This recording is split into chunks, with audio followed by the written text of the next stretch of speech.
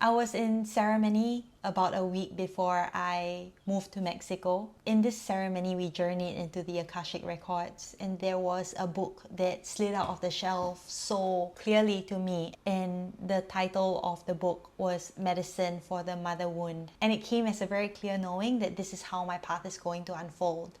At that time, I had no idea how to make heads or tails with it, so I just set it aside. And there was this day whereby I was going to one of the sacred sites in Mexico, the Teotihuacan pyramids. On the way there was a very strong voice that came forth that instructed for me to not forget this message, and that the medicine for the mother wound is something that I do need to do.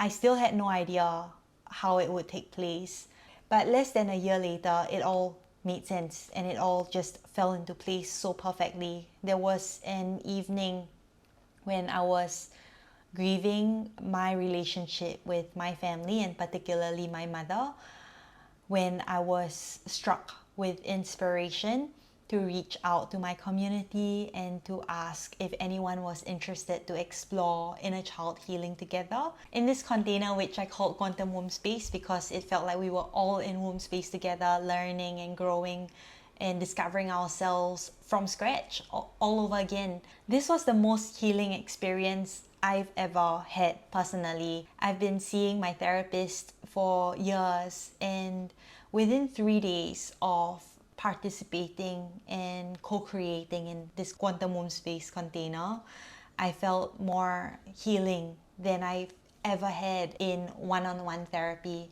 And this was when I really learned about the potency and the power of healing in community. Through the experience of being in that container, I was inspired to put together the 22 days of embodied practices, journaling prompts, meditations, and guided reflections titled Medicine for the Mother Wound, a gentle guide to healing your inner child, that's now selling on Amazon. And my hope for this book is for everyone who engages in this work to learn to be softer and kinder and more compassionate and loving towards themselves.